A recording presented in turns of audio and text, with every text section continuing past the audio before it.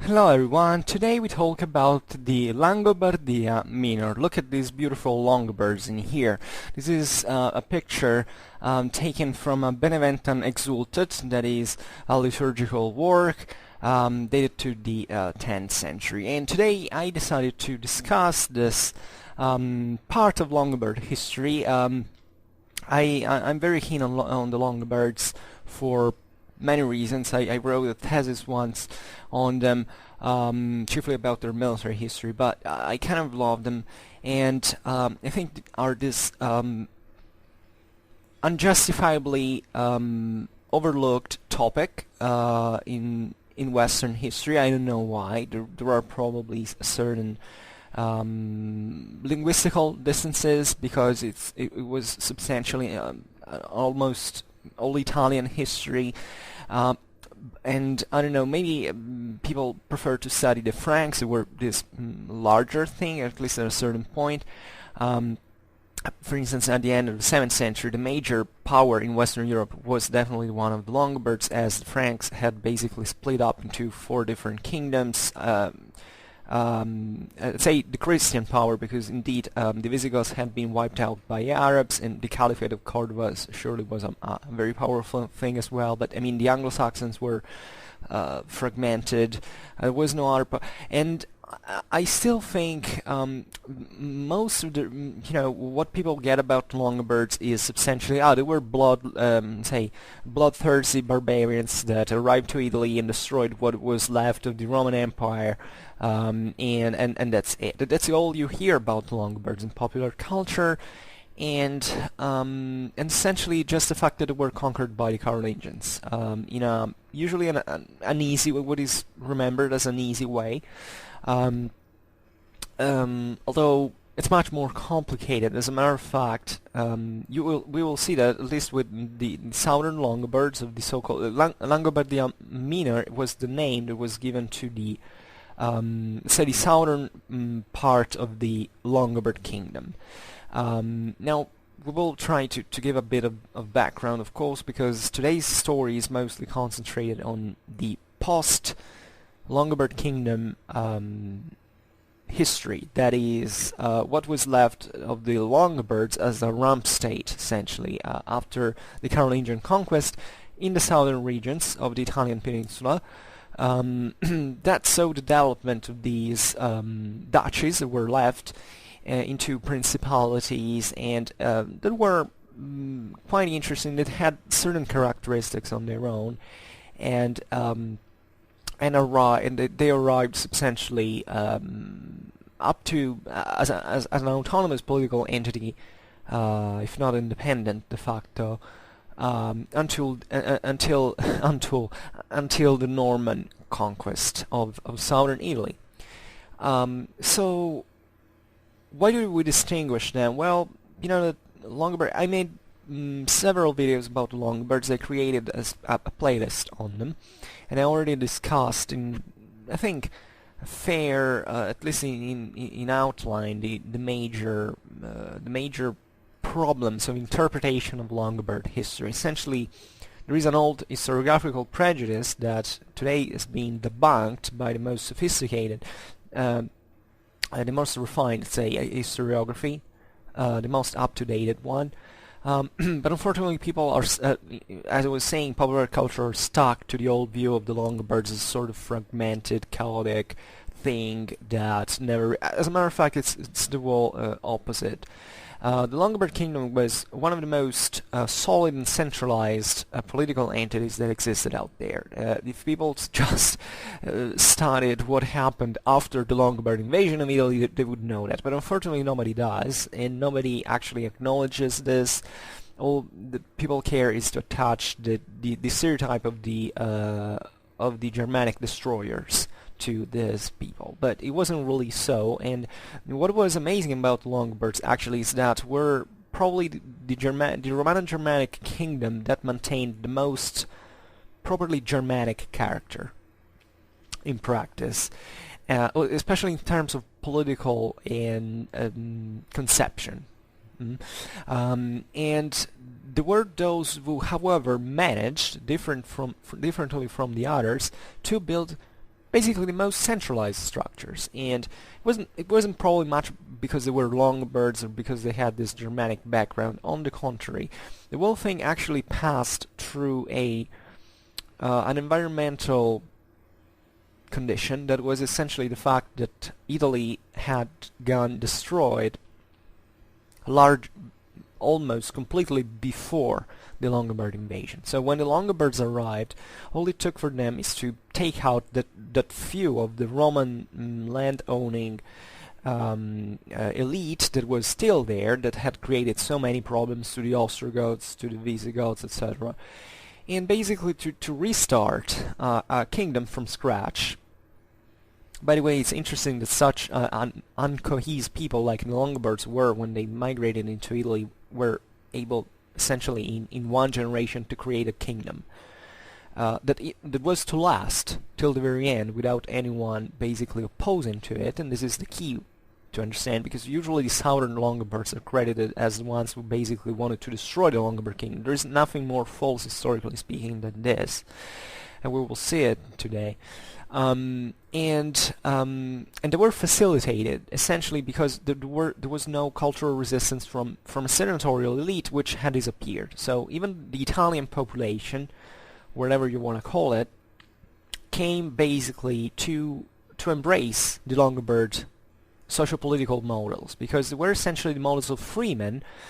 And this model of freemen was quite enticing for all the people who lived there. We know that from the Byzantine territories of Italy that remained there, there was mass flee of population to go live into the Longobard territory. So you can imagine that these Longobards weren't that terrible as people believe. The reason was that this population wanted to escape the Byzantine fiscal pressure, which is kind of understandable in part, and so the success of the Longobard and passed in this sense through the we've seen that already during the Gothic War. The Ostrogoths had essentially freed lots of peasants, a lot of colons, in this social sense, that is, let's get rid together as Germanic people and say average Italic peasant, or Italian, because there was also the northern parts of Italy had this several, so it's more useful to give a geographical dimension of the whole Italian peninsula in that sense than a strictly Italic identity. By the way, the Longobards themselves were pretty mixed. There were Saxons, there were Thuringians in there. I mean, well, but I will keep discussing about Longobard history in the future as well, so maybe if you're curious, I advise you just check out that Longobard history playlist. But now I can't really tell all, because otherwise I would make a 5 hours long video, and I think it's not the case. But I don't remember where it was going to. Yeah, that already the Ostrogoths had tried basically to take out the senatorial elite by making the peasants, the colons, rebel. And they hadn't made it because the Byzantines eventually defeated them. But the Longobards could, and these were enormously facilitated, and they didn't have that cultural resistance. That's why Italy got culturally so heavily Germanized. Because otherwise the Longobards were a very few compared, like when they migrated there were something like among 1 to 3% of the whole Italian population. So it's not, aside from certain regional concentrations, like especially in Lombardy, from which actually the region takes the name, or in the northeast especially, there was a less populated area, so in there they had a greater demographical impact. In certain areas around, in Umbria and in Benevento, as a matter of fact, that we will see today, they didn't have this big ethnical impact, but their cultural influence was enormous, and they did so much in eventually even for Western history, because you have to think that the discovery of the Roman Rite in Italy during the 11th century that changed the whole face of the continent was essentially started essentially from Longobardist lawyers, that is, lawyers that studied the Longobard law, because Italy had actually maintained that together with the let's say part of the Roman customary law that existed in there, so not really the old Roman law of the Theodosian Codex that in this sense was retaken, and the Carolingian feudal, let's say the feudal right. And especially in these southern regions, eventually, where of Italy, where the Carolingians had not spread that much, and they had tried, but they got essentially bogged down. We'll see it today. Actually, the Longobard identity, from a juridical point of view, was pretty much alive, and actually the Longobard law survived even during the Normans, and basically until the contemporary era. I mean, certain customary laws of Ancien Regime were in southern Italy came straight from the Longobard times, and there was a strong identity of these Longobards there. Also because we will see now, they were essentially believing to be the heirs of the Longobard kingdom. Actually, northern Italy maintained a pretty strong Longobard identity even after the Carolingian Conquest. If you study Liutprand of Cremona, is one of the most important authors of the 10th century, very famous for Tonian historiography. You understand that they were still thinking to be Longobards, even if, as we've seen, being a Longobard at that time was a matter of being basically the inhabitant of that non-Byzantine area, basically to be Italy. In fact, Italy at the time was known all over the Mediterranean, and not only, as Lombardy.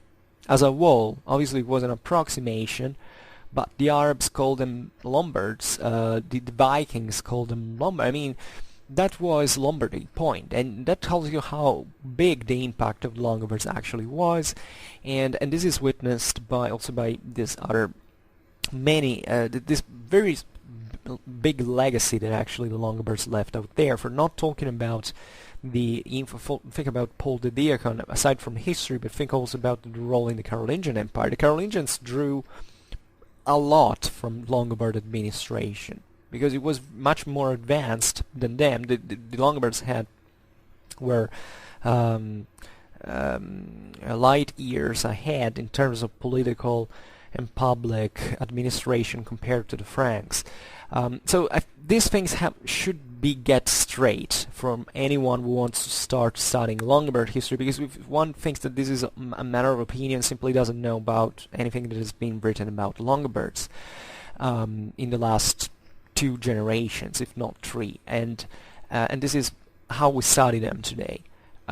So the myth of the destroyers of the most barbarians of all, it's complete and utter rubbish. And please, if you are about that, please erase it from your mind and start from scratch, because that's not what Longobards were. At least after the very few generations. I mean, I'm not saying that the Longobards were civilized people from a Roman standard in the second half of the 6th century, but if you see how they evolved, you quickly realize that what they did was amazing, and it's a sort of unicum into the Latin Germanic history. So it's very, very important. So today I chose to talk about the Langobardia Minor because I realized that I talked a lot about the Longobard kingdom in itself, and I left these guys out a little. And the thesis I wrote about them, about the Longobards, by the way, started from the very origins in Germany and ended at the end of the kingdom. So I'm not even myself expert about the further developments of the Southern Longobards, but today we try it. And and we need, before arriving to 774, that is the fall of the Longobard kingdom at the hands of Charlemagne, we have to give a bit of background on what the Southern Dutchies of the Longobard kingdom actually were about, because that's very, very important. First of all, the major duchy was the Duchy of Benevento in Italian. And this was a very large thing, and it was seemingly, there is this thing, you know, that Longobards migrated from Pannonia, that is roughly today is the area between Austria and Hungary, into northern Italy in the 568. That's usually the year. We don't know extremely much about those times. You have a few data, but I think 578 is not really disputable. So this whole people that was actually also pretty big for those time standards came into Italy. They weren't just Germans. The Longobards were Germanic. They had a pretty strong Germanic identity, but we think today, telling the truth, that the Longobards were, as a matter of fact, a sort of Sarmato-Germanic population. I'm a bit resistant to this idea, generally speaking, because if you see actually the passage, the path that the Longobards had from the Elbe River, they came from Saxony essentially. They followed Elbe River and then they arrived in Moravia, today is roughly Slovakia. And then they migrated into Pannonia, from there into Italy. So they didn't make really a big turn east. But indeed, they were probably invested by this tide of refugees coming from the east, so these Iranic populations like the Sarmatians. They stayed the Longobards were seemingly for a very long time under the Huns, even after the death of Attila. They stayed up under his son. So they had a very big Seps influence, which explains why they were so skilled cavalrymen, why the chivalric, say, knightly traditions were so prized among the Longobards. And so to me, actually, they were probably mostly Germanic. There were surely lots of Sarmatians, of other Germanic populations coming from, we said, Saxony. Although the Saxons kind of came into Italy, then when the Longobards tried to impose their law to make them Longobards, essentially, the Saxons came back to the north of Germany. But there were Thuringians. There were Swabians.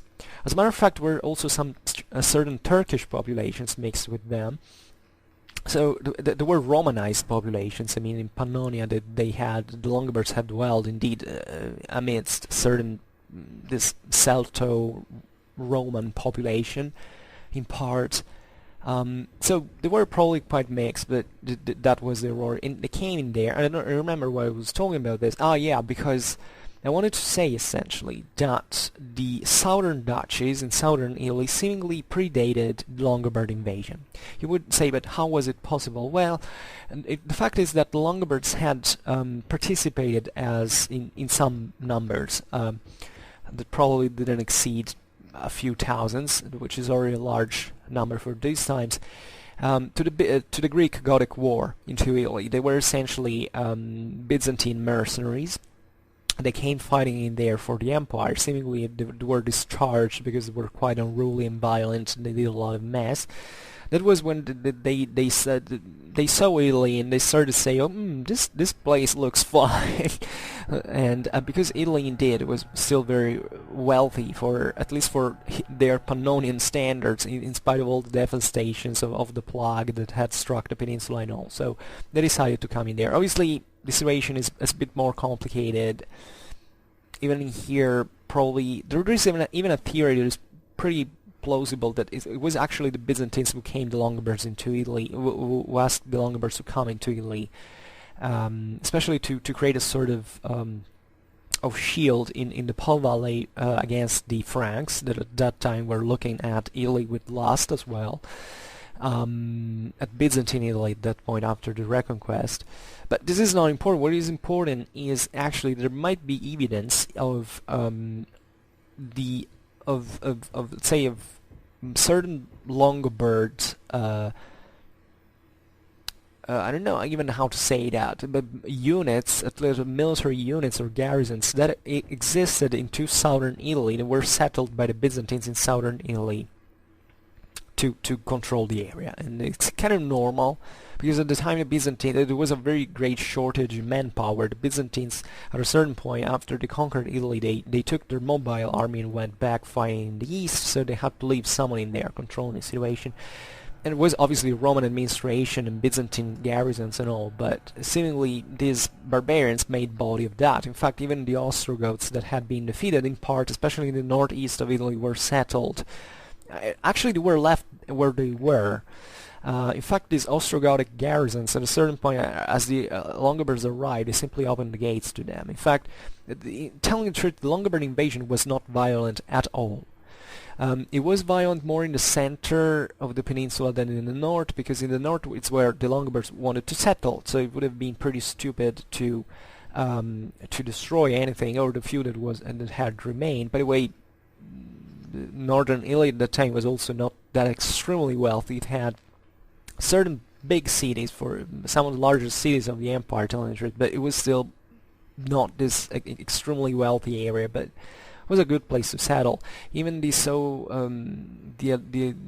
3-year siege of Pavia, it seems that eventually would become the Longobard capital. It seemingly was all a literary, historiographical invention in the sources, because they wanted, basically the authors wanted to copy the fact that Theodoric had besieged Ravenna against Odoacer back in the day, 486, in order to seize Italy with his Ostrogoths. But seemingly the Longobard occupation of northern Italy was something probably pre-ordered with the Byzantine administration. There was no bloodshed. And even if things got out of hand for Byzantines, definitely the whole thing was much more peaceful than then. Obviously, the various Longobard dukes that composed the people began to push south in the center, in the south of Italy as well. Some of them even tried to make it across the Alps into Gaul, and they were defeated by the Burgundians. But at this time, the Longobard people was very they had a very few unitary character. The Albovine was the Longobard king that had led the Longobards in there, could keep some order in the north, in the Po Valley, but these other dukes went around, and those were the guys who incidentally caused the greatest pillage, because they were attacking essentially the Byzantine-held territories that they couldn't take. If the Longobards had moved as one, they would have easily taken the whole Italian peninsula from the Byzantines in the very first years. Instead, make this mess, for which everyone went as he wished with his clan, the Fare, were the name, which comes from the Germanic fahren, which is to travel. These were sort of traveling communities, where clans were pretty autonomous and self-sufficient. They had learned how to survive there in Central Europe during the migration era, and they did this. And that's the reason why. And parts of these Longobards then reached the south of Italy, but seemingly there they found already some Longobards that had seized in the complete mess that you can imagine that followed the Longobard invasion in there. Large parts and very important cities, including the one of Benevento, that would grow, in fact, to be the capital. Actually, it was the capital of the Beneventan duchy. Already from 570, Arichis I was the first duke. Excuse me, drink a little.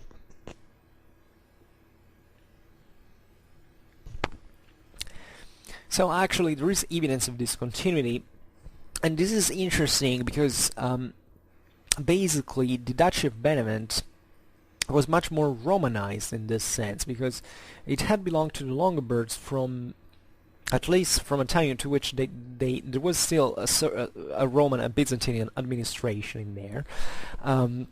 So they even partly inherited part of that administration, and which was definitely more centralized and at least more structured than what the Longobards had.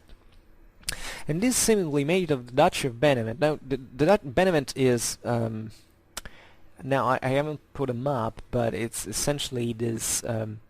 It's a southern Italian city into the Apennine, in that region that was called where the Samnites inhabited. In fact, there was a lot of continuity also. You know, Italy was pretty. There were several identities throughout all the peninsula since the ancient times, and this area saw a certain continuity also with this kind of Samnitic, Romanized populations that existed in there. Obviously, they had roughly very few to do with the old Samnites, because after centuries of Romanization there was a lot of, you know, social transformations and all, but it's interesting that the Longobards kind of faded, like in the north. In the north, basically, they occupied the Po Valley, which was something distinct, also because it's geographically something on its own. So the Longobards came to settle within communities that, first of all, could support their own rule, because this other thing that also the Germans, wherever they went, arrived and started to rule with iron fist, it's a myth, actually. There were so few they couldn't do that, but without actually immediately cooperating with the local communities. And in that time, the local communities actually were probably even pretty supportive of the Longobards, because they were already pretty much disaffected with Byzantine administration. That was seen as especially in the hinterland, because the Italian cities of the coast were pretty much Byzantine, because they had lots of maritime interests with Constantinople to trade. So it's not that they were that keen about the Byzantines much, but they had interests that were maintained. In fact, actually. The coastal cities of Italy were Byzantine and the hinterland was Longobard, broadly speaking. But especially this in country area, let's say, especially in the Apennine, so these communities that had a very few to do with the ones of the coast, were actually pretty happy in part to have got rid of the Byzantines and to interact with Longobards that were surely our conquerors, but at the same time were a bit more malleable in terms of also in terms of administration. You know, they weren't so impositive.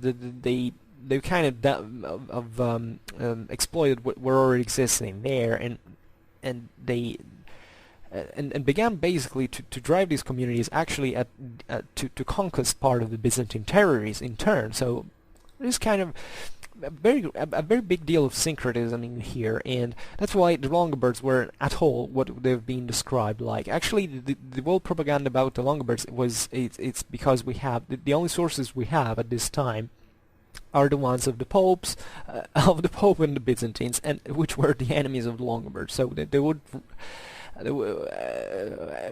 they would write was they were a monstrous people, violent and all, but actually we don't have anything from the other side. And actually we have a source from the very beginning of the 7th century, a very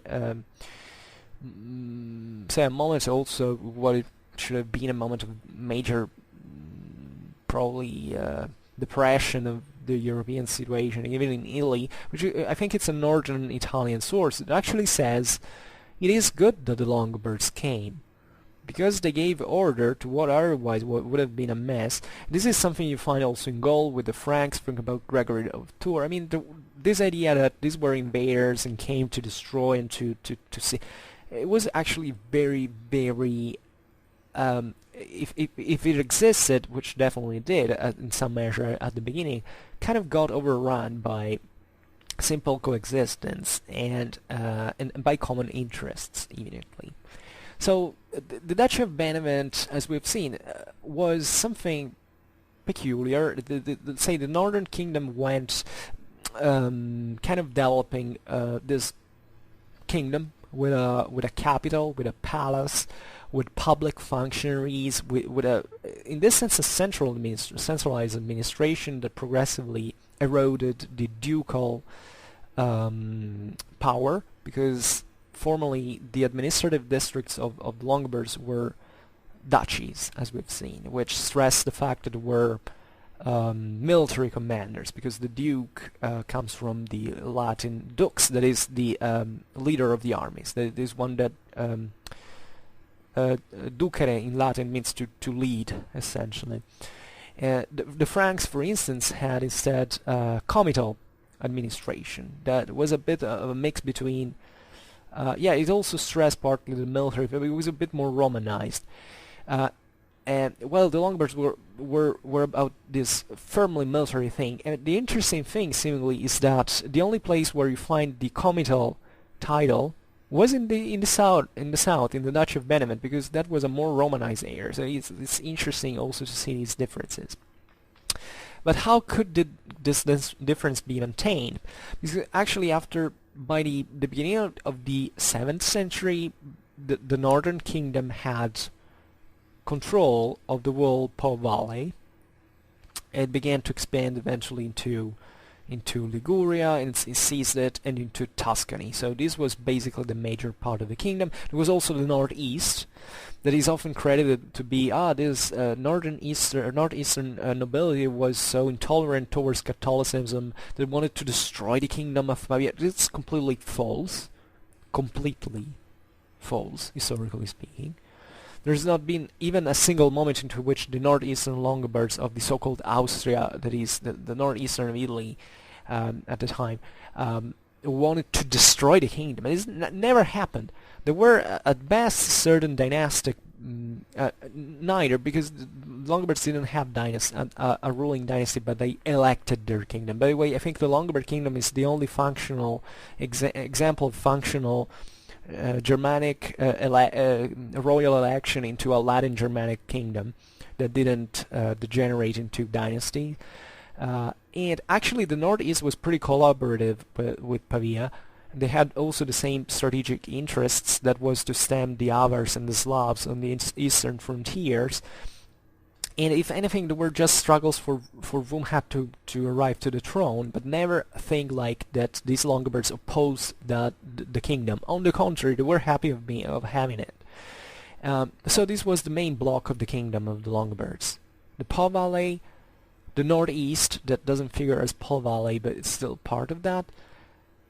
Tuscany and Liguria, those were. Then eventually, in the very later days, they managed, the Longobards, just before the Carolingian conquest, managed to seize Ravenna. That was the capital of the Byzantine Exarchate. There was actually a pretty decentralized thing in Byzantine terms, but still had this formally Roman administration, and they seized that, and they were about to seize Rome as well, that they didn't want to destroy at all. These the Longobards at that point were good Catholics. Even their Arianism was not anything religious, was really about a political stand initially, because as long as they had to fight with Byzantines that were Catholic, but there is no evidence of persecutions into Italy, into Longobard Italy against the Catholics. So this also tells a lot about the Longobards. And they simply wanted to elect a pope that was favorable to them. That's it. They would have neither probably seized Rome, and at the beginning obviously they fought against Rome because it was a Byzantine duchy and all, but that was in the first day, time of Audary of Agilulf. Then no, I think with Agilulf eventually was the I don't know how to say that, the relieving of tension, because the queen converted to Catholicism. There was also friendly relations with the Pope, etc. But this was the unity of the kingdom, practically. Now, theoretically, the kingdom comprehended also the Southern Dutchies. Now, these Southern Dutchies, there is a legend that basically says that the Longobards had pretty clear in mind that their business was to seize the whole Italian peninsula. I mean, that was their goal, and from a strategical point of view, it kind of makes sense. It's pretty obvious. They wanted to reach up to the Straits of Messina. And formally, they conceived themselves to be that way. In fact, the official name of the Longobards was it was essentially Kingdom of all Italy. At least the title that the Longobard monarchs took since a very early age was that Italy was to be theirs.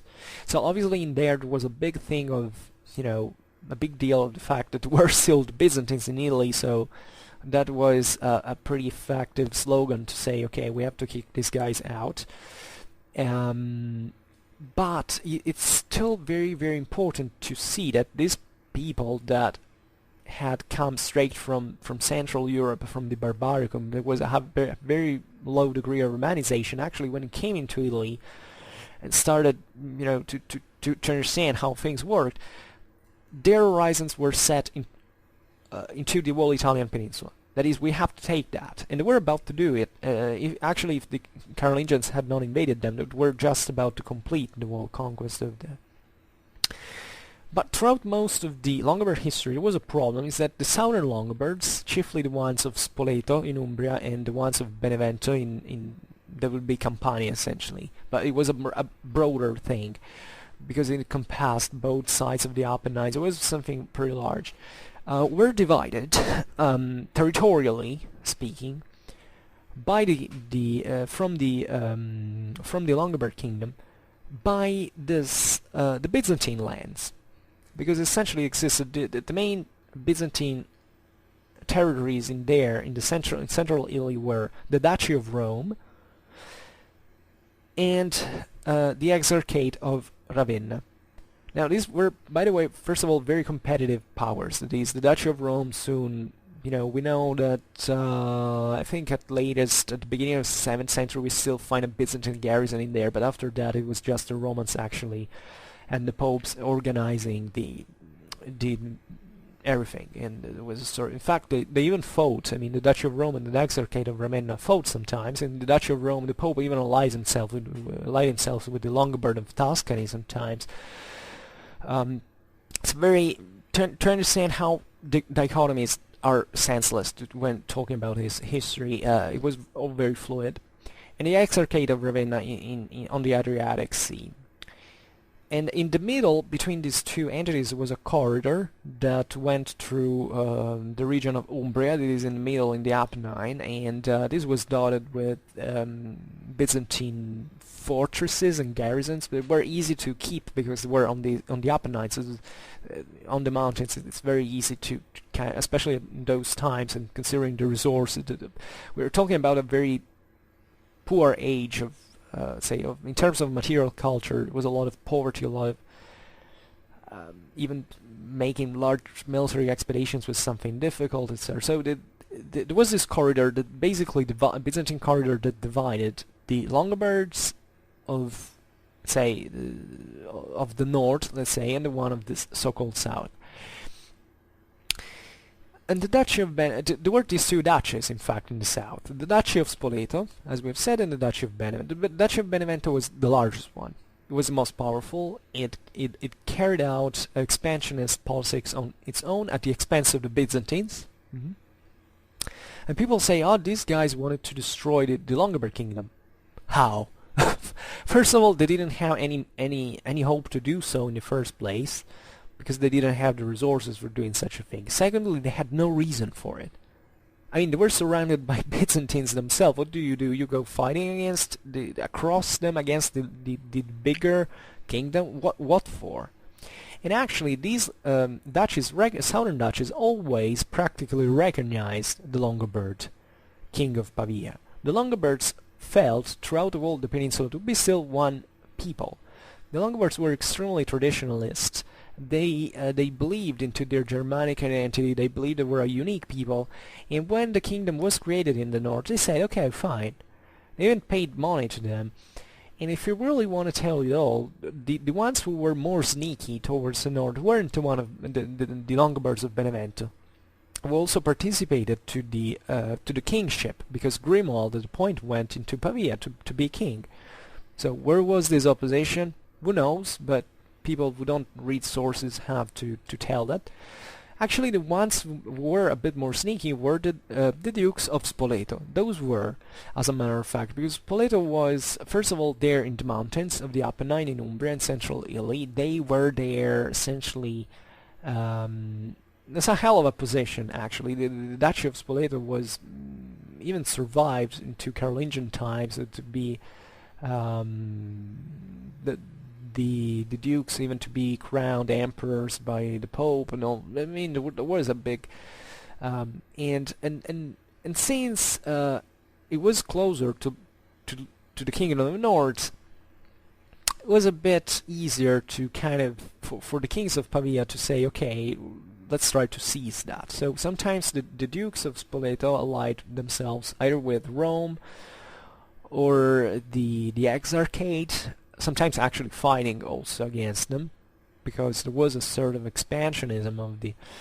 But in terms of danger, inherent threat to the unity of the kingdom, tell the truth, they didn't do really anything.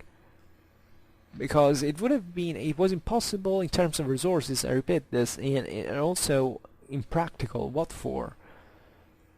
All they wanted were to be autonomous, practically, but they still saw the inherent positive advantages that derived from being there. And actually, when the Longobard kingdom, especially during the 8th century, began to re-expand, the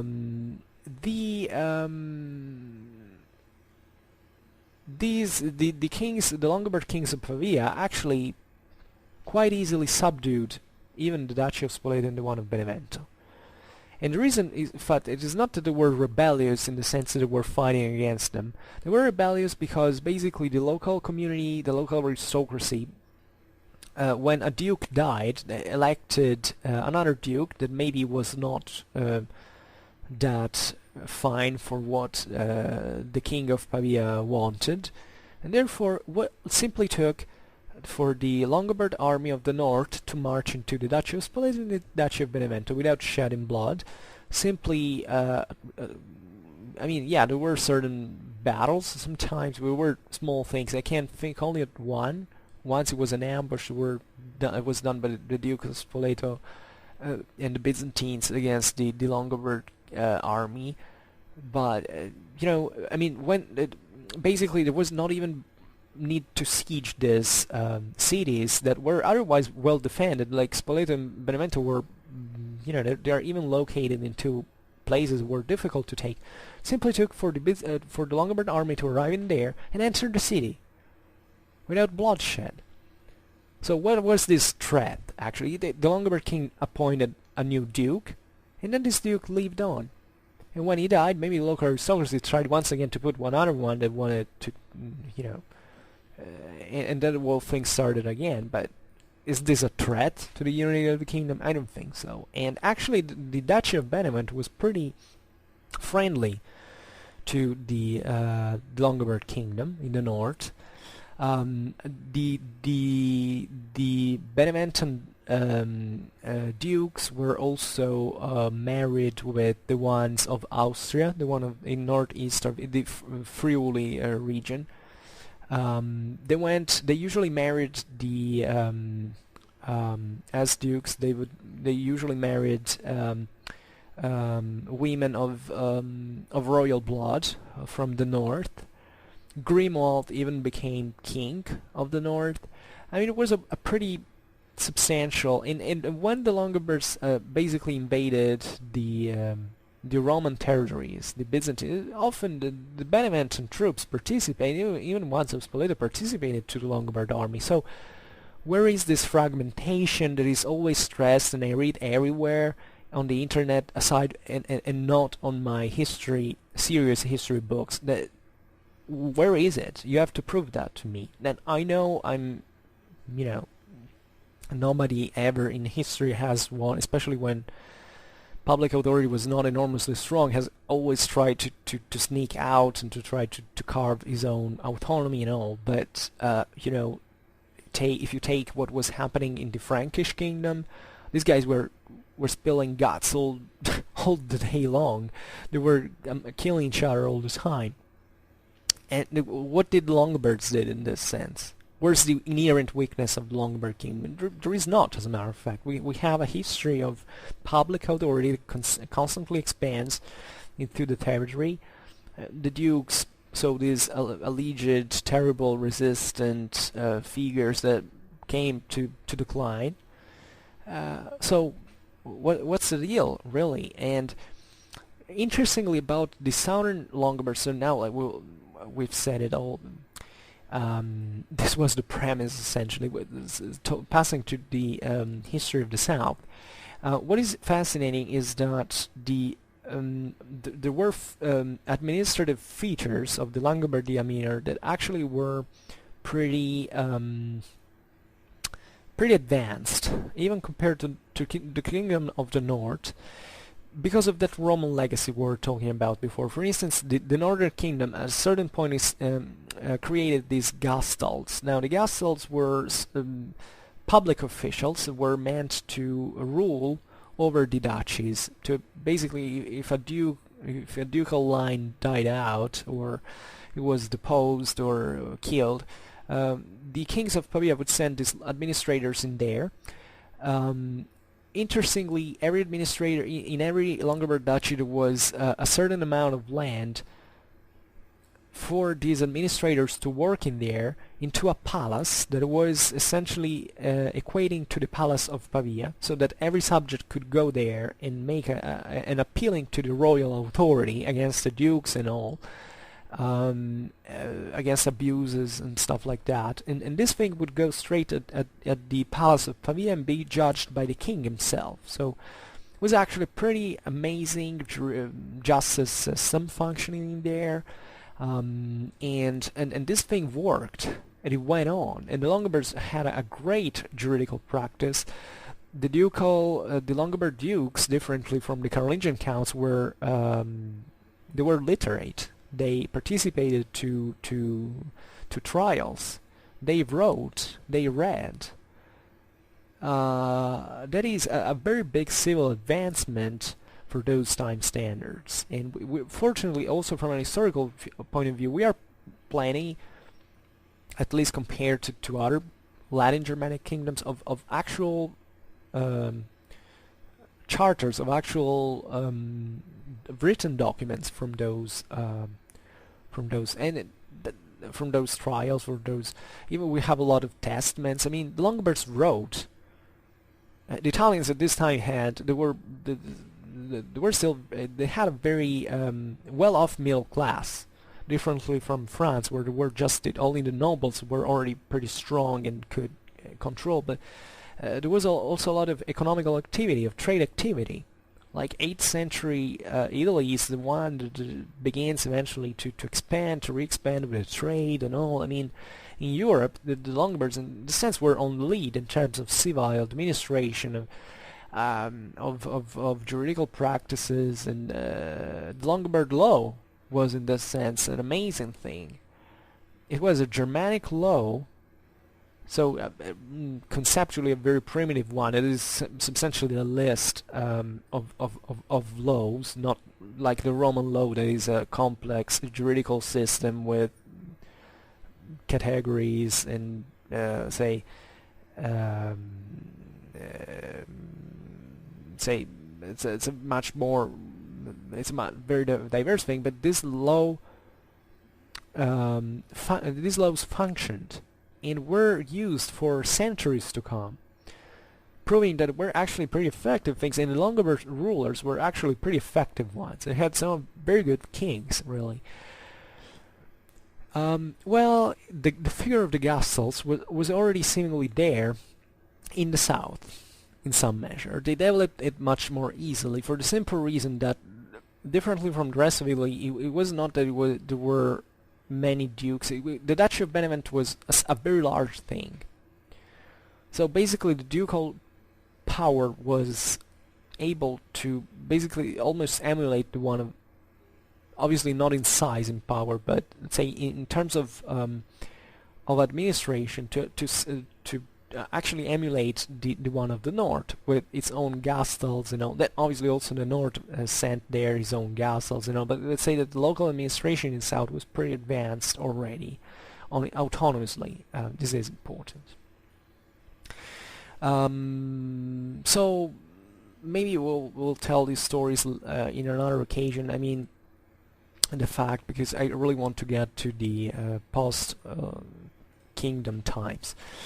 Say that the Duchy of Benevento at this time kind of fought a lot against the Byzantines. The Emperor Constans II in the 7th century came there, even put Benevento under siege.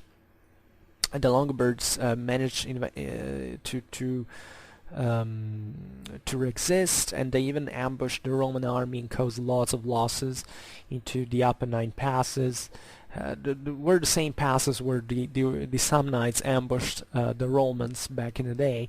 So this is kind of interesting thing. I mean, they were pretty resistant, but at the same time, I mean, they were contained. I mean, they were not this huge power. It was just a Longobards duchy. So, bit by bit, however, they managed to enlarge their power very constantly. They reached up to the very south of the hill boot of Italy from one side, then to the top into Calabria as well. So there was a pretty substantial power, the one of Benevent, when the Longobard kingdom was conquered by the Franks. The Duke Arecis II was reigning in Benevento at the time. He was married, by the way, with the daughter of the last Longobard king, Adalperga, I think she was called. Immediately understood the situation, because the Franks had managed to seize the whole central and northern Italy. Charlemagne conquered Pavia, so he occupied the whole Po Valley. Actually, Charlemagne had quite a trouble with the so-called Austrians, that is, the Duchy of Friuli and Friuli and other there in northeast. They in fact maintain a very large degree of autonomy. There is even some sources, a source actually, that claims against just another source of the Franks that basically the Longobards in the northeast managed to defeat Charlemagne in Charlemagne's army into battle, at the Battle of the Livenza River. And it might actually be true, considering how Charlemagne eventually treated those guys differently from the one of Lombardy, because and that's it. But basically managed to seize everything. As we know, Charlemagne was crowned emperor in Rome by the hands of the Pope, who had called the Franks to destroy the Longobard kingdom. Thanks to the Pope. I'm not that happy that such a thing happened to Madrid, but anyhow. And in the Duchy of Spoleto as well, the Exarchate of Ravenna doesn't exist anymore, because the Longobards had conquered it by that time, at the beginning of the 8th century under Haistulf, one of the greatest Longobard kings and warriors, by the way. And the Duchy of Spoleto had, said when the Franks arrived, okay, we surrender. Let's not mess up. Actually, they didn't really surrender to the Franks, but they surrendered to the Pope, because they immediately understood the inherent advantage that could derive from this.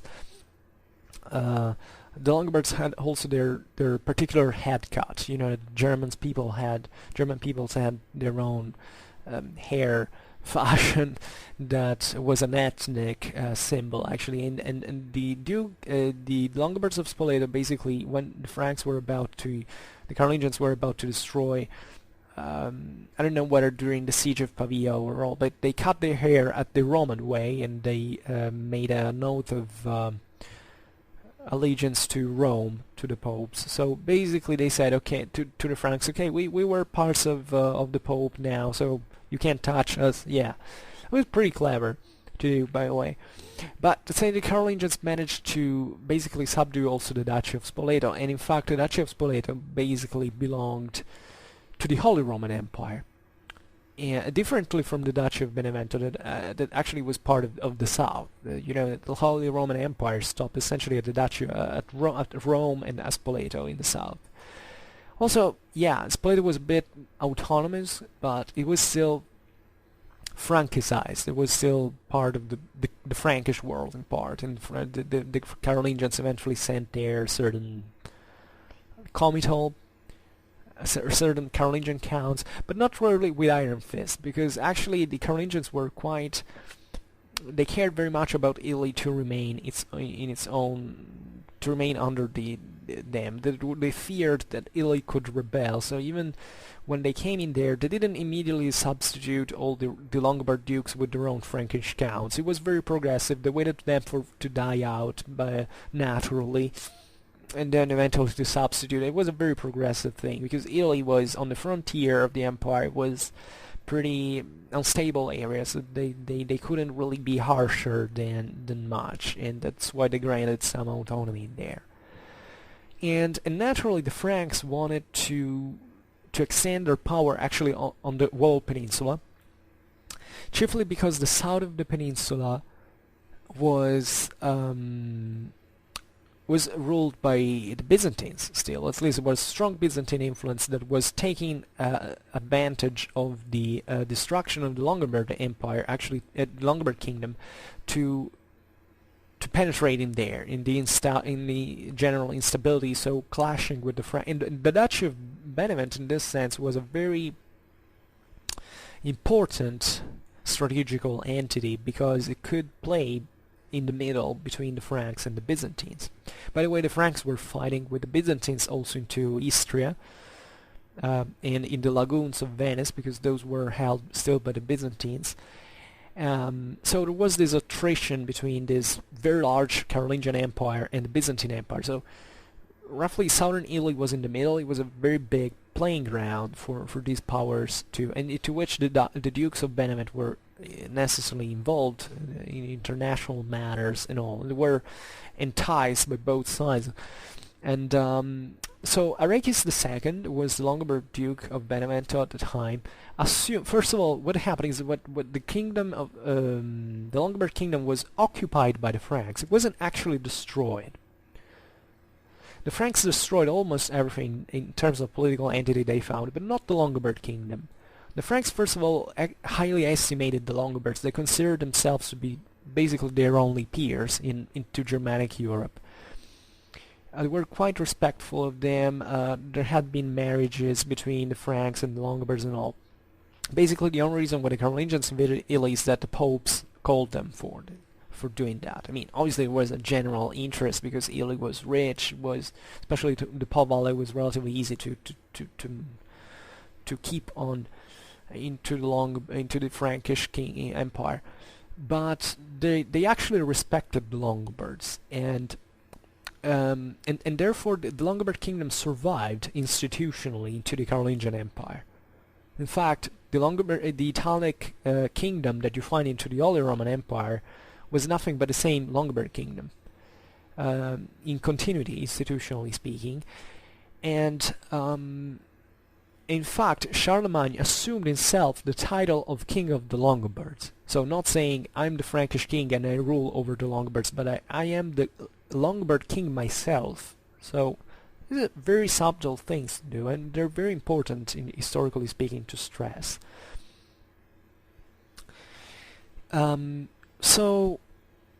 But what had happened, obviously, is that the Franks had invaded without too many compliments the Longobards, and they defeated them in battle and all.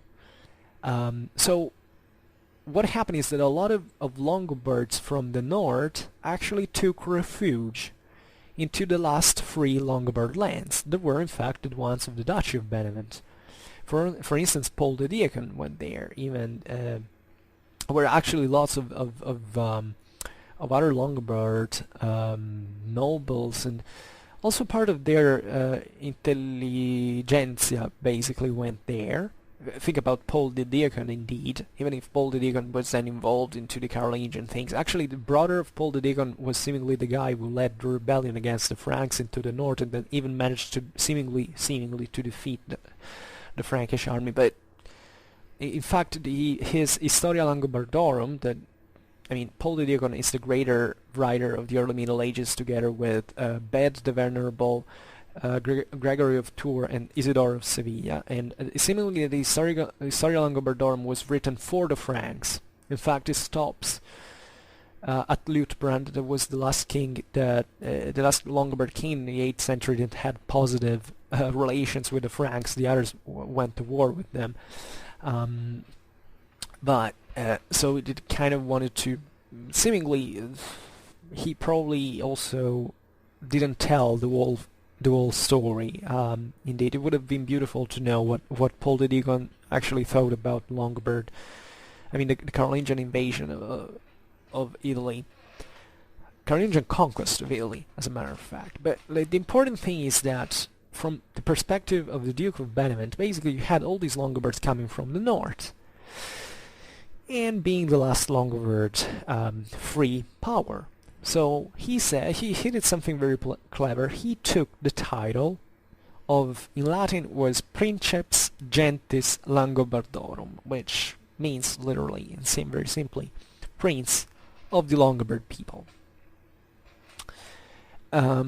So this is interesting because he didn't consider himself king of the Longobards, because Longobards were actually pretty loyal.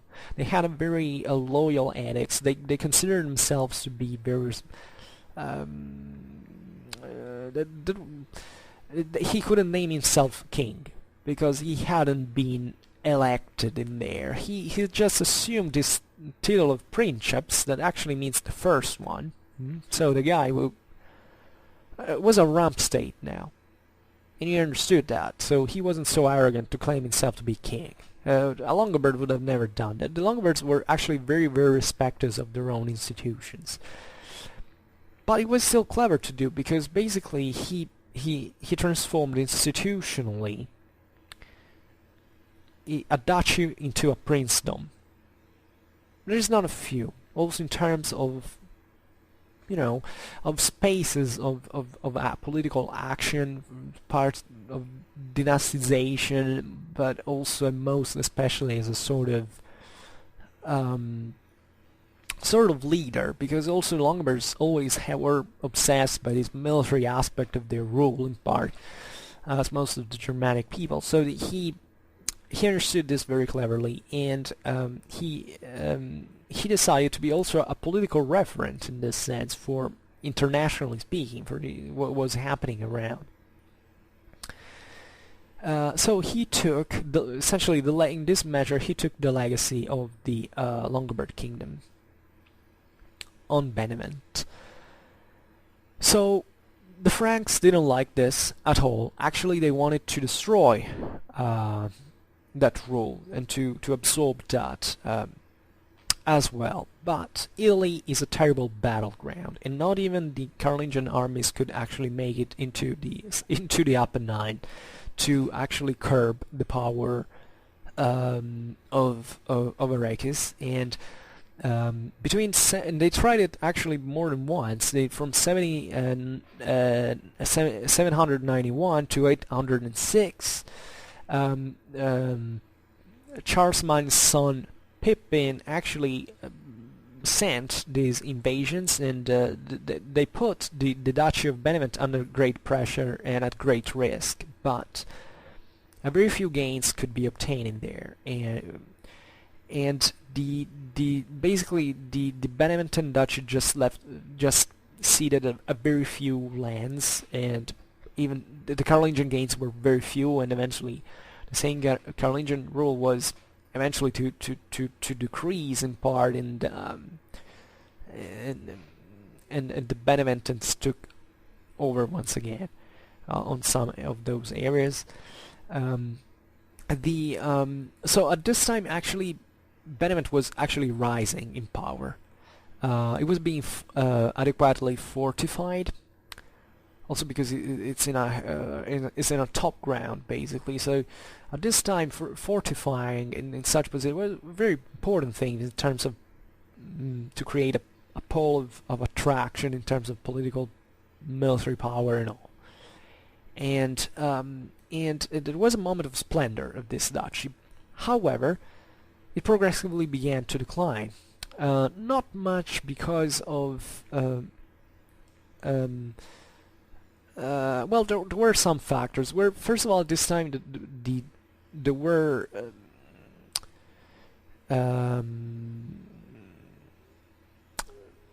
let's be honest about it. There were also the Byzantines who were trying to push north. Actually, the Beneventans at a certain point actually fought alongside with the Franks against the Byzantines, because they evidently saw that their power was being threatened by those as well. So by a small oath of allegiance to the Franks, it was nothing but something formal, they could substantially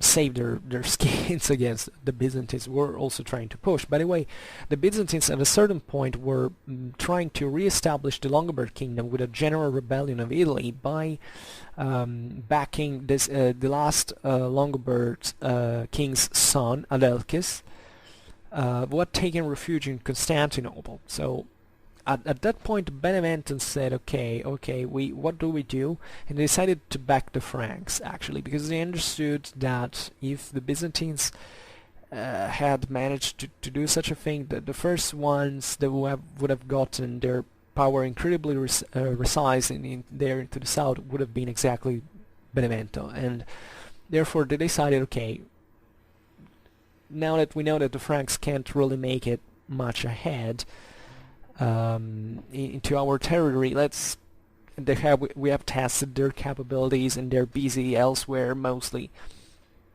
into Central and Northern Europe. Let's side with them for now. So this is how it happened. But I mean, this was a moment of splendor of Benevent. First of all, it was conceived as as it was said in Latin, the Secundum Ticinum. Ticinum was another name for Pavia, because it's on the Ticino River, so it was called that way because I think it was the ancient Roman name of the city, and so Aregis the second at this point started to aggrandize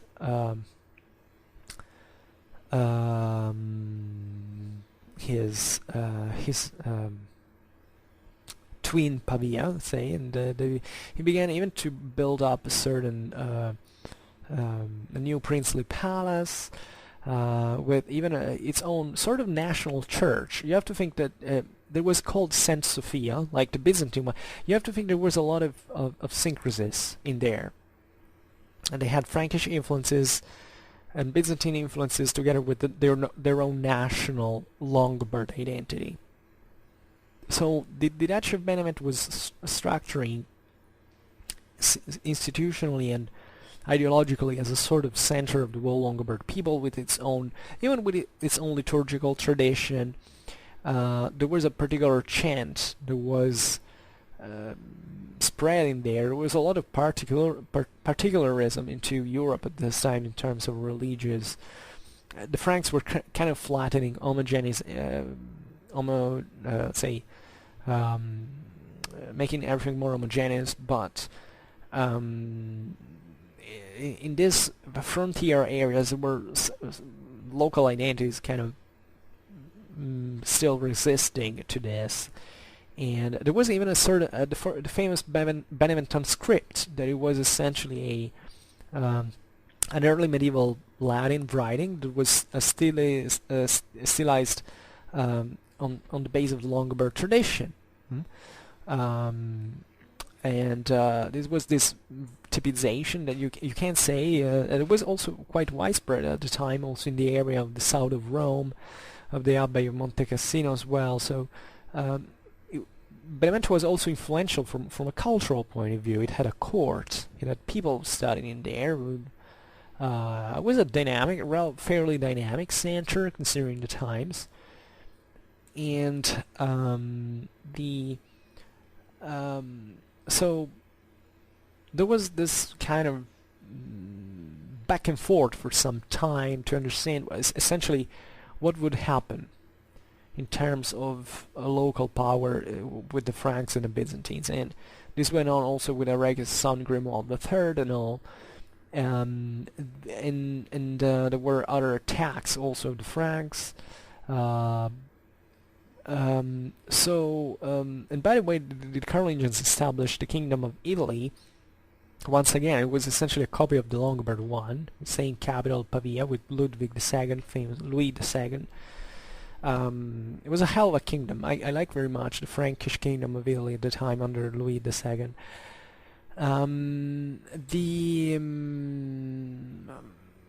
So what else can we say? That there was a sort of decline, however, that was not much of a economical one, but it was actually stemmed from a political crisis, because there were infights. The main reason was that this area of southern Italy is very mountainous, and there are several centers also that are different in terms of terms of also geographical location, and that favored division in some measure. This was, as we said, a rump state, so even the central authority might have been advanced according, thanks to the Roman legacy and all, but it was also relatively weak in terms of deterrence and effective capability of, I don't know, raising an army and stuff. It wasn't a superpower at all. It was a very modest provincial power compared at least to the major empires at the time, were the Carolingian and the Byzantine one, clashing in fact around there. Plus, also the Saracens were starting to hit. Benevent was safe because it was pretty much inland, but the coasts and therefore the passages for international trade in the Mediterranean were hit pretty seriously by the Saracens. The Longobards weren't much of a maritime power at all. They were mostly a terrestrial force, so they had rarely ventured at sea. But the main problem, in fact, as I was saying, came from within. Excuse me, a drink once again.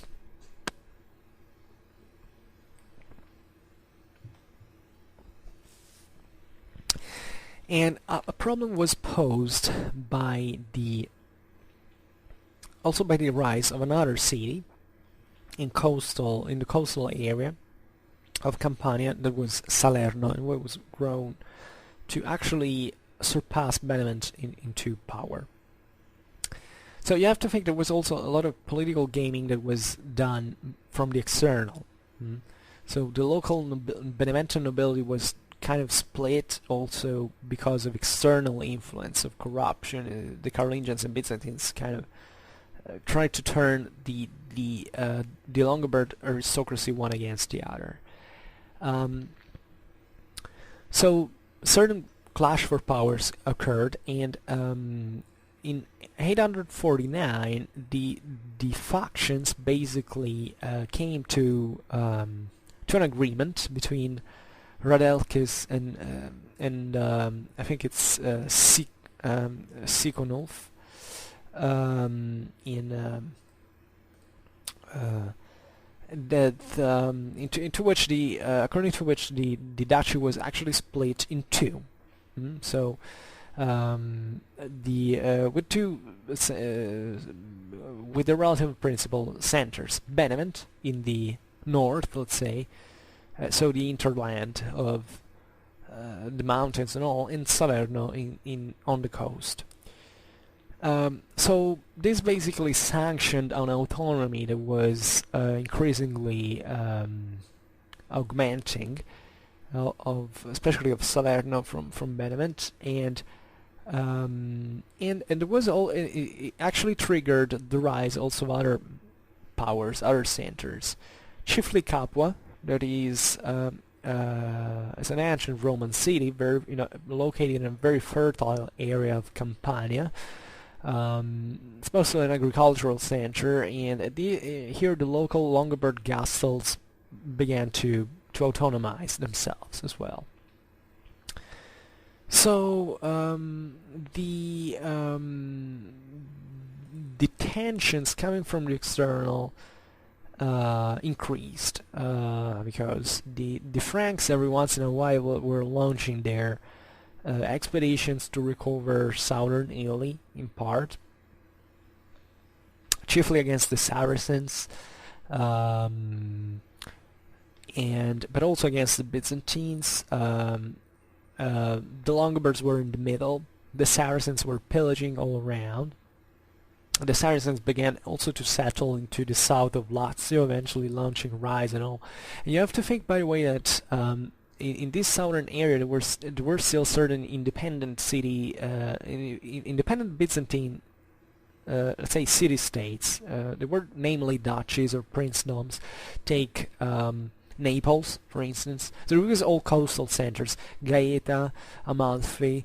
Amalfi, in fact, was about to grow as the first and most important, at least the most important, the first among the most important maritime republics. So we are of Italy. So we are in a phase of transition in some measure, and so lots really of political players in here.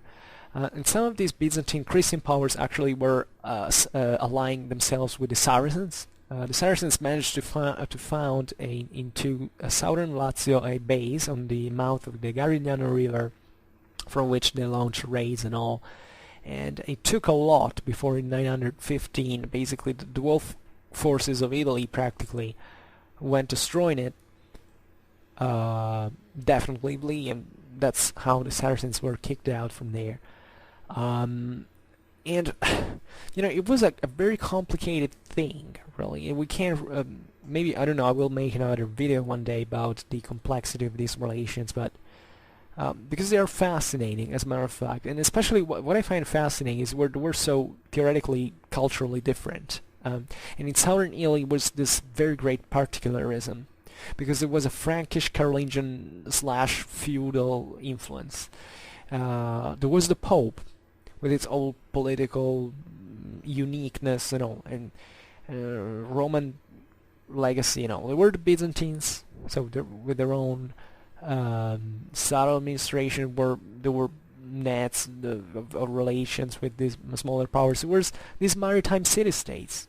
Then there were the Longobards, these mostly traditionalistic, Germanic presence of terrestrial power. Then there was the Saracens. There were Muslim pirates, essentially. It was a really tormented phase in many ways, and there was at a time, I mean, part of the reason why this southern Longobard territories eventually split was part of, as we've seen, it was this political weakness, but from the center. But there was also the awareness that there was a space to carve, certain power, certain autonomy to be reached in this mess. Okay, because if there had been just one power in there, it would have been and no concurrents, no competitors. The whole thing would have been different. Instead, this triggered. But in this sense, it's fascinating. Towards the mid-10th century, eventually the Longobards tried to recreate something together. So this reaggregation of the Longobard Duchy was carried out effectively at a point by Pandolf the First Ironhead, that was a Capuan prince, who managed with force actually to dominate this whole. There was Ironhead. It's pretty meaningful at the time. You have to think here. We have a beautiful depiction indeed of Longobard warriors exactly from the 10th century, which is also typical. You see how at this time the warriors were pretty standard all over Europe, and where they were equipped. Round shield, spear, and coat of mail and helmet. It's there was a lot. There were a lot of clientele. So also in here in the Duchy, in the Longobard territory, were fairly wealthy lands for those time standards. So there were a lot of also military retinues fighting. The Longobards already traditionally always had these military retinues at all times, and this also was evidently developed over time. However, the death of Pandolf in 981, once again Salerno and Benevent split and became autonomous, the one from the other. So and from that time onwards, practically the Duchy of Benevent was not to be reunited in practice. And there were also many other minor powers, minor counties that were kind of doing their own. And this is where actually the Normans arose, because the whole situation was so fragmented that the Normans actually went there as contractors. They made a living out of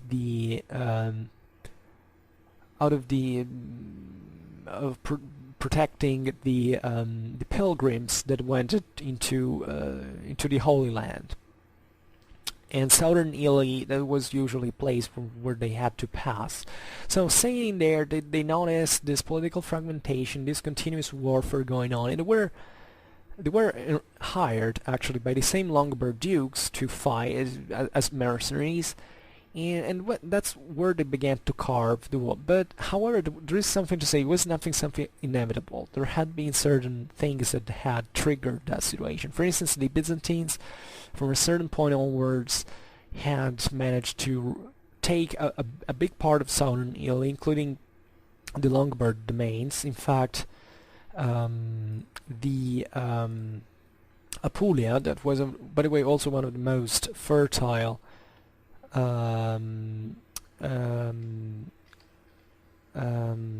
was one of the most fertile areas of it, was retaken by the Byzantines. The Byzantines actually were also the major responsible for the elimination of the Saracen presence into southern Italy, especially in the very south, in the most Hellenized lands, we can say. And they even tried before the Normans, together with Norman mercenaries also too, including Harald Hardrada, who was about to would eventually become who we know who he was, to recover Sicily, because also Sicily was that fragmented under the Arabs. There were actually various phases also in here. You have to think about the economical side of it, because certain conquests actually brought to the exhaustion of the local resources. If I'm not wrong, in 1022, the Holy Roman Emperor was basically launched another attempt to reconquest the south, because after the various parentheses that had happened in here between the Ottonians and the Salians, sometimes this area, the German presence had vanished for some, so they launched these various. It was Henry II, in fact, the last Ottonian dynasty, who even managed to conquer Capua and Salerno. Capua and Benevento, sorry, but he eventually was defeated at the siege of Troia, and he had to leave that. So it was a very fluid area, into which these campaigns also determined how much resources were still available in certain areas or not. And the rise of the Normans might have not happened if one of these things had gone in another way, really. The Normans would eventually, with Robert Guiscard, managed to capture Benevento in 1053. Benevento eventually was given to the Pope, and well, the Normans took all the rest. In fact, Benevento remained, historically speaking, a papal possession throughout all the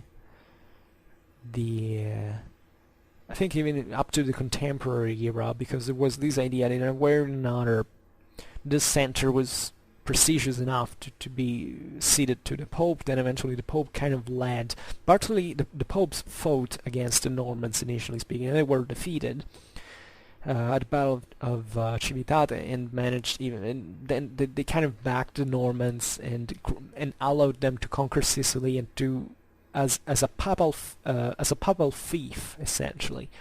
That's how the Normans actually made it to build the Siculo-Norman kingdom.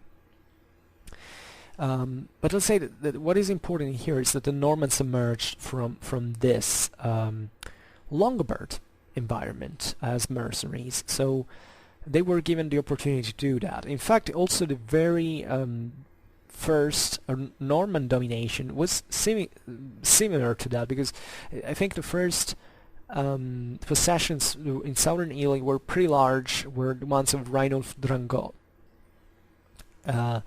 who lost everything. So basically, Robert Guiscard had to recover them all.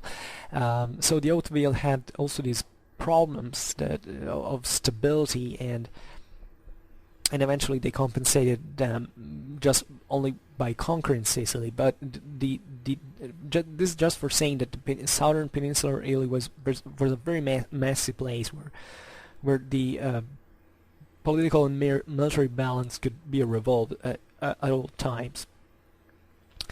And it would be finally the Normans who put an end to this kind of particularism, because progressively they managed to unite all these territories. It's kind of interesting because up to that point those have been some of the most fragmented territories, and then with the Normans became some of the most unitary that you could find in Europe. Although we must always remember that there was a big deal of particularism into the peninsular domains of the Norman Kingdom of Sicily, because Sicily was organized as a big private domain of the Hauteville, but the southern peninsular areas, especially these communities in the Apennine, were very, very difficult to control in practice.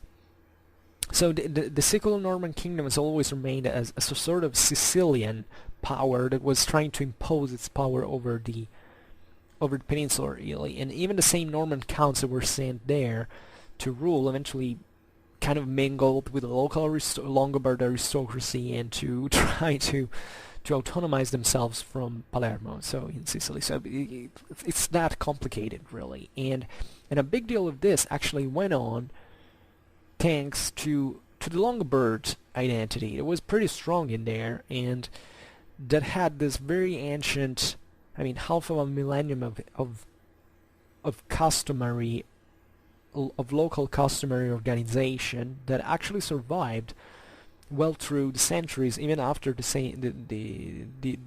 fall of the Hauteville in there. And there were a lot of special privileges also in terms of juridical, and they were recognized to these communities, including the Longobard law as an ethnical discriminant.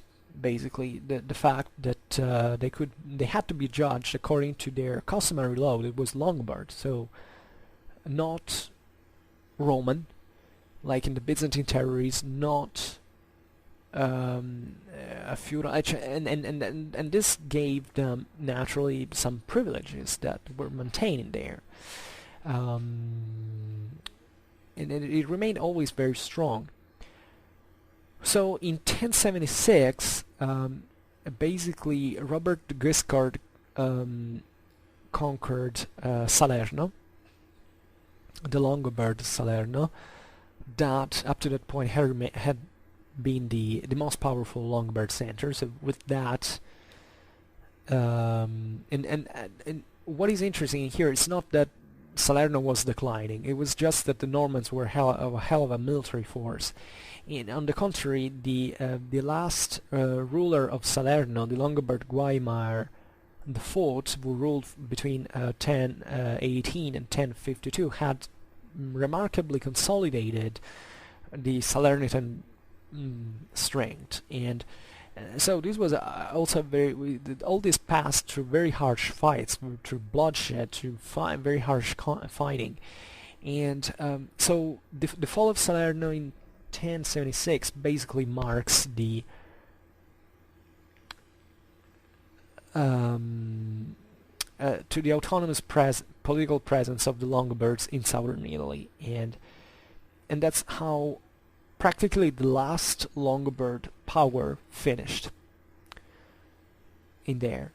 So from 568, or even before, as we've seen, into the south, it's only in 1076 that the Longobards fell. So half of a millennium of history.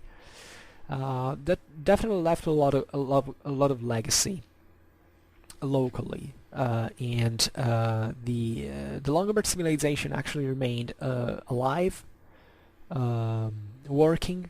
It had its own, especially from a cultural point of view, had a great influence, as we've seen, and it kept to identify those local communities for a long time to come, really. And just for saying how deep and important actually the Longobards were for Italian history, and how much we can say that actually if there is an Italian entity, it's really because of the Longobards, more than probably any other people that rule in there, because those were the ones who actually made it, had almost made it, to create a whole kingdom of Italy that was based actually on a long-term territorial domination.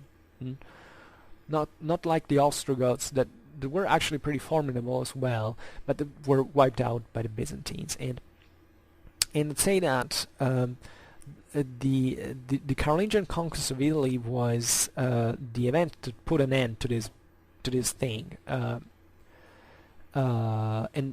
from there on, Italy would have been practically always split until its unification, because of and the Longobards were the last power who could objectively unify the whole peninsula. Then eventually the things changed, and this was also positive in some measure, because then for Italy maybe it wasn't great that they basically lacked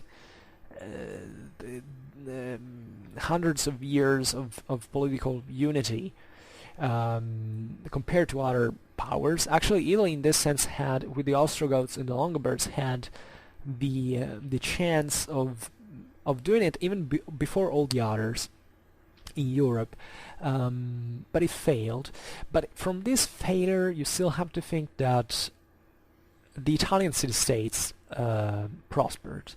The fact that there was not a central authority into Italy led to this extremely turbulent but very vivacious and ingenious civilization that eventually originated, from which the Renaissance originated, for instance.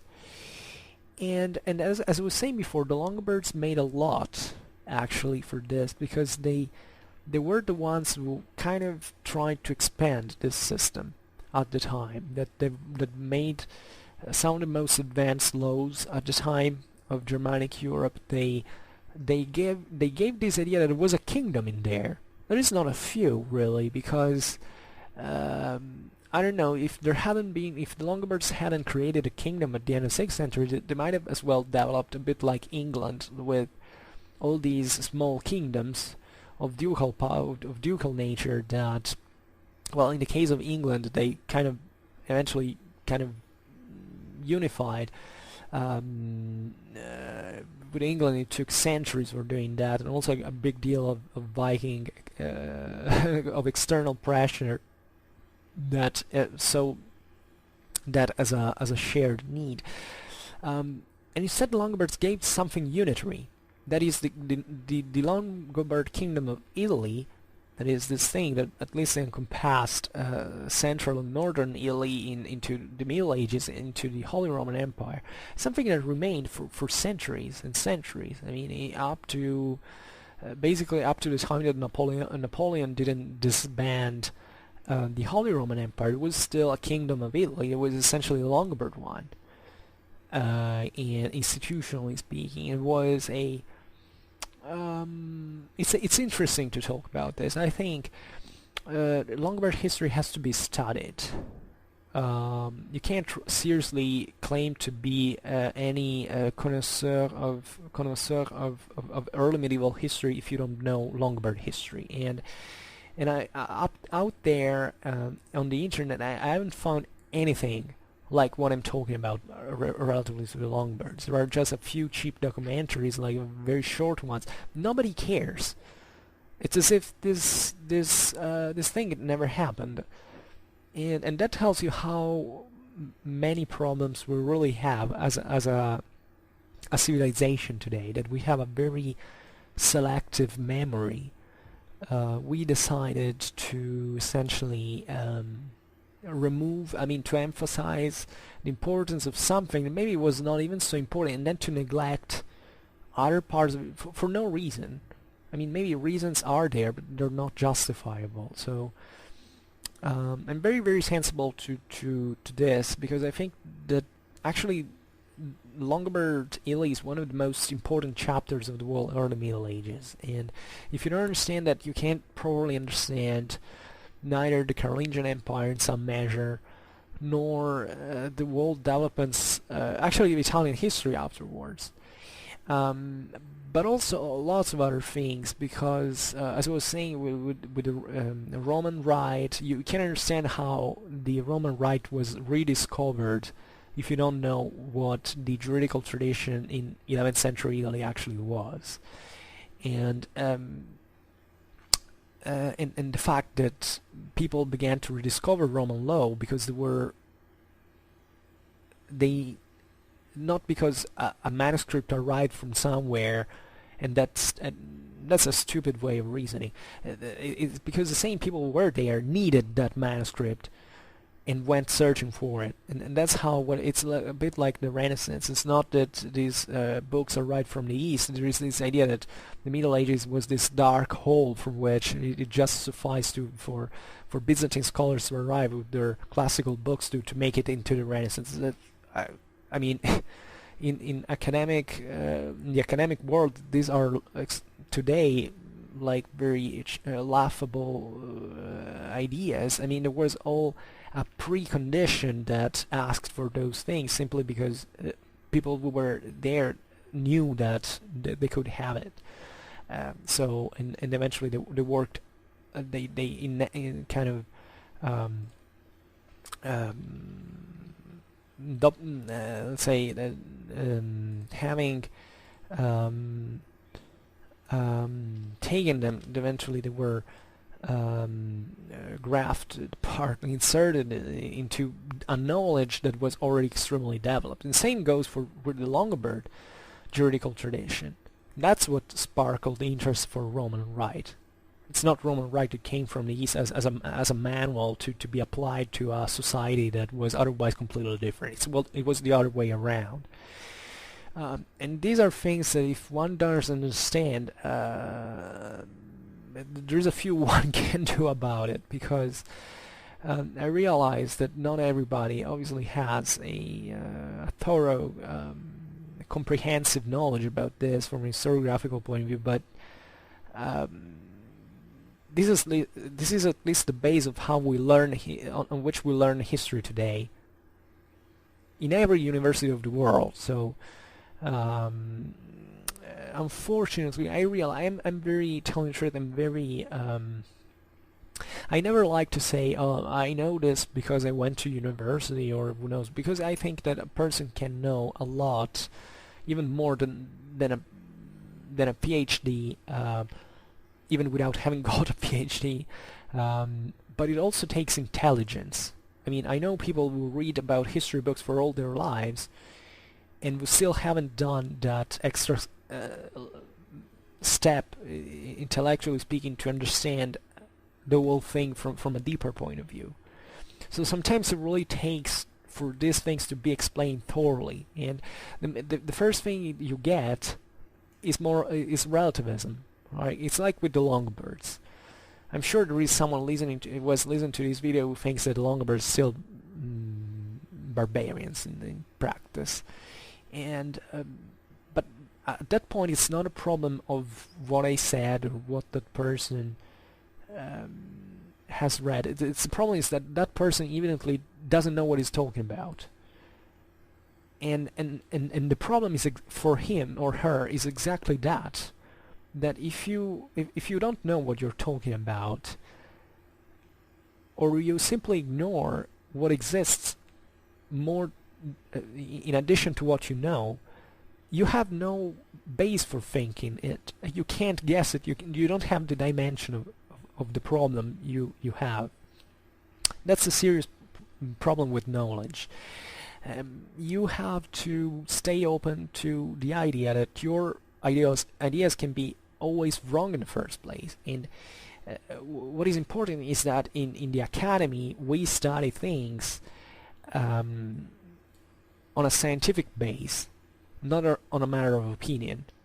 This is the real difference. I mean, you can't write something today in the world and having published and not being criticized by the whole academic community, as long as that community knows something about the topic, and pretending, no, it's my opinion. Many people realize, I realize at least, many people think as history is a matter of subjective opinion.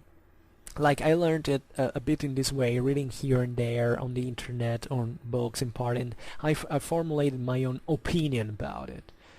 History is an opinion, but up to a certain point, at least up to certain standards. If the sources say a completely different thing, and you want to still think otherwise, on the base of a book that is dated, outdated, that doesn't have, that maybe was written also for ideological reasons,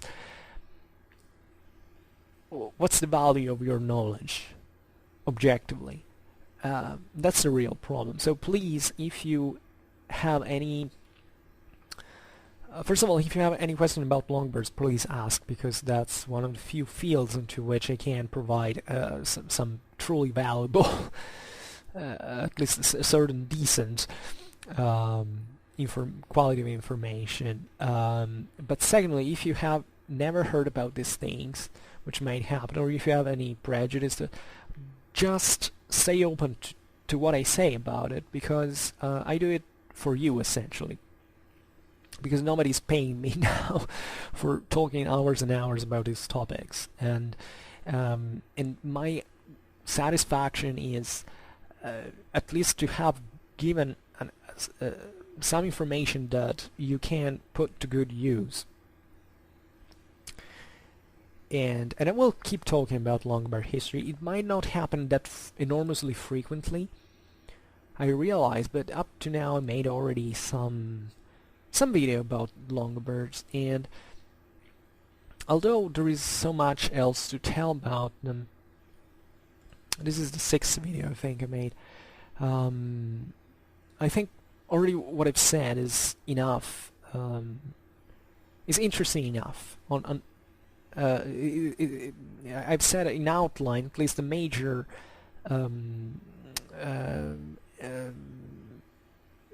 elements that I think are important to understand Longobard history. It's at least for how it has happened for me, because I also had those prejudices. Then I studied them. I studied, why there were these prejudices. I've studied historiographically speaking why they were written like that. When you understand that a historian is basically inventing history because of an ideological preconception, and then you read sources and you objectively see there is nothing of that, well, you start saying, but we've been lied all along. So please study Longobards history, because it's really, really cool, aside from being, in this sense, neglected, and it's really fascinating. So for now, I hope that you enjoyed this video, and if you did, please share it, otherwise leave a like or subscribe to my channel if you're interested into my upcoming contents. And for now, I thank you heartily for listening to me. I wish you a nice time, and see you next time. Bye.